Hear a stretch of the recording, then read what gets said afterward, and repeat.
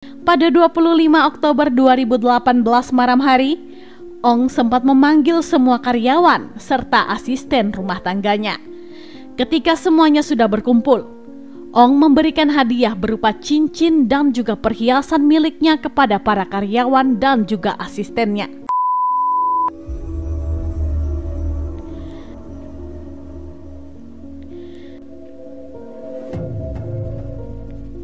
Hai semuanya, Assalamualaikum warahmatullahi wabarakatuh.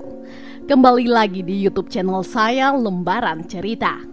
Semoga kabar kalian semua sehat selalu dan pastinya diberi kebahagiaan dalam menjalani hidup. Di video kali ini saya akan membahas tentang kasus yang terjadi di Palembang.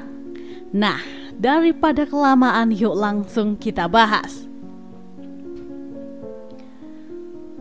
Seorang warga kompleks Villa Gria Kebun Sirih, Kecamatan Kalidoni, Palembang bernama Franciscus Saverius Ong atau yang lebih akrab disapa dengan Ong berusia 45 tahun. Diketahui Ong ini telah menikah dengan Margaret Yantin dan dari pernikahan tersebut ia telah dikaruniai 2 orang anak yang bernama Rafael dan Kathleen.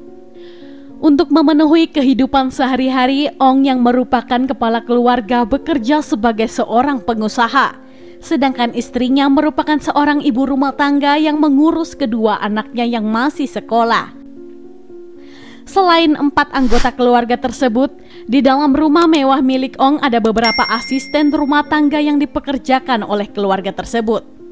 Nah, awalnya keluarga yang dibangun oleh Ong dan istrinya ini baik-baik saja. Bahkan mereka bisa dibilang sebagai keluarga yang bahagia. Namun sayangnya kebahagiaan itu harus terusik ketika sang istri mencurigai ada sesuatu yang disembunyikan oleh Ong. Dan benar saja ketika Margaret mengecek ponsel milik Ong, ia melihat jika Ong ini beberapa kali berkomunikasi dengan perempuan lain yang ia tidak kenal. Sehingga ia pun mulai merasa khawatir dengan penemuan tersebut.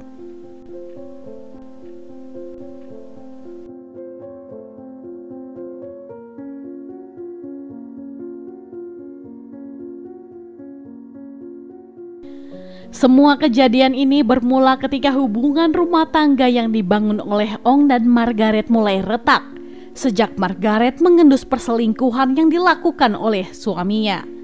Menurut pengakuan dari para asisten rumah tangga di keluarga tersebut, beberapa bulan menjelang tragedi berdarah itu terjadi, sang majikan memang seringkali bertengkar, bahkan beberapa kali hanya untuk hal-hal yang sepele saja. Pada 25 Oktober 2018 sekitar jam 14.30 siang hari, sebelum melakukan aksinya, Ong sempat mematikan seluruh CCTV yang ada di dalam rumahnya agar tidak ada satu orang pun yang mengetahui apa yang telah ia lakukan. Pada 25 Oktober 2018 malam hari, Ong sempat memanggil semua karyawan serta asisten rumah tangganya. Ketika semuanya sudah berkumpul, Ong memberikan hadiah berupa cincin dan juga perhiasan miliknya kepada para karyawan dan juga asistennya. Setelah itu Ong terlihat memasuki kamar utama dalam rumah tersebut dan langsung mengeksekusi istrinya terlebih dahulu dengan cara menembak kepala istrinya menggunakan senjata api yang sudah dipasangi peredam hingga meninggal dunia di tempat. Setelah melakukan aksinya tersebut, Ong sempat keluar dari kamar utama rumah itu, lalu menuju ke ruang tamu untuk merokok. Setelah merokok, Ong kemudian berjalan menuju ke kamar anak pertamanya yang bernama Rafael. Dan seketika itu juga langsung menembak kepala Rafael hingga meninggal dunia di tempat. Setelah menghabisi Rafael, Ong kemudian menuju ke kamar anak keduanya, Kathleen. Dan kemudian menembakkannya juga ke bagian kepala hingga meninggal dunia. Nah, tidak ketinggalan dikarenakan takut anjing kesayangannya tidak ada yang merawat, ia pun memutuskan untuk menembak anjing tersebut hingga tewas seketika.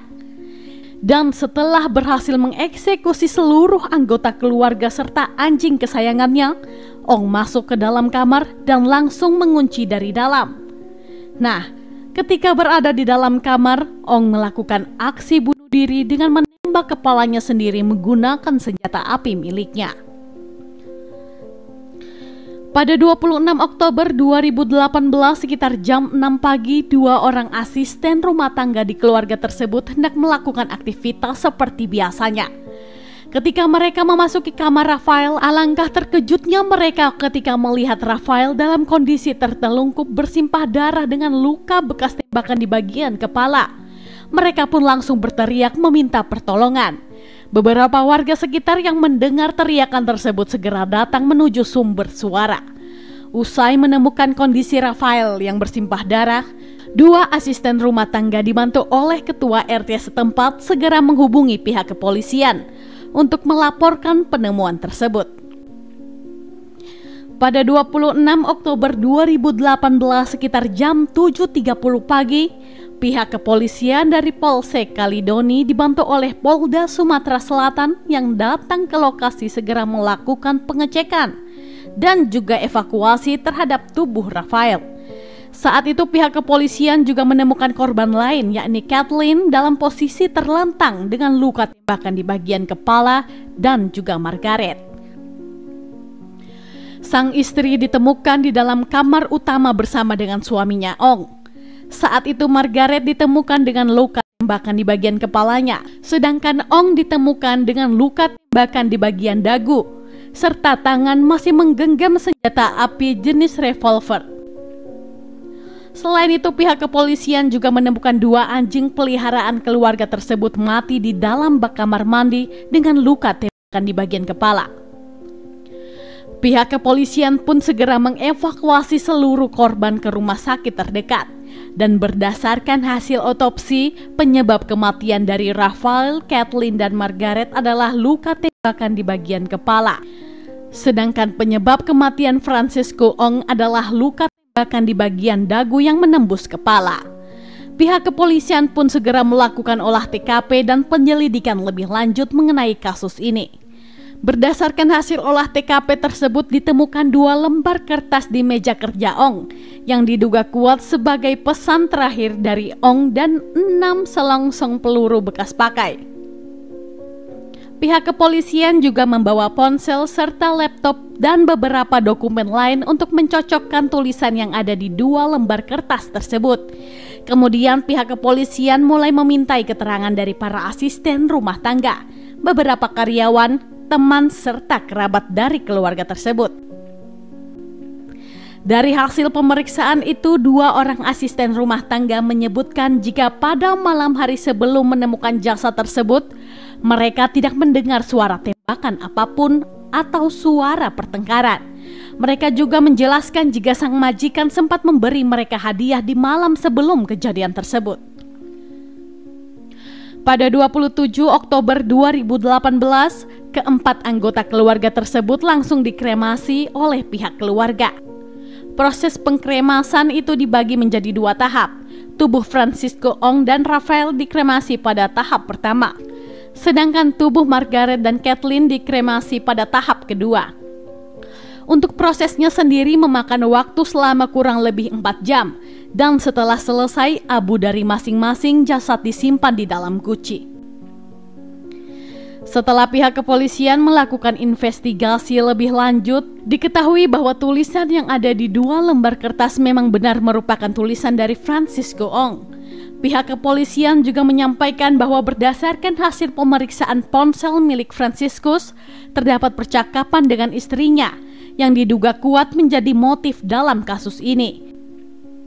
Di dalam percakapan itu, Francisco menyatakan bahwa dirinya menolak diceraikan oleh sang istri. Dugaan tersebut juga dikuatkan oleh kesaksian dari asisten rumah tangga dan juga sopir keluarga tersebut, serta surat yang berisi pesan terakhir dari Ong. Nah, pihak kepolisian menjelaskan, Ong ini tidak rela dan tidak ikhlas diceraikan oleh sang istri, sehingga ia akhirnya memutuskan untuk bunuh diri. Namun karena tidak tega meninggalkan anak, istri, dan bahkan kedua anjing kesayangannya, Coki dan Snowy, mereka semua pun akhirnya ikut dibunuh. Nah, di sisi lain pihak kepolisian yang memeriksa kasus ini sempat berspekulasi jika Ong ini terlibat hutang pihutang sebesar 8,9 M kepada salah satu pihak. Hal ini disebabkan karena menemukan suatu dokumen yang menyatakan hutang pihutang tersebut saat menggeledah ruang kerja Ong. Tapi sayangnya pihak kepolisian belum bisa memastikan kebenaran dan keabsahan dari dokumen tersebut. Sehingga pada 29 Oktober 2018, pihak kepolisian Polda Sumatera Selatan menyatakan bahwa kasus ini ditutup sebagai kasus bunuh diri.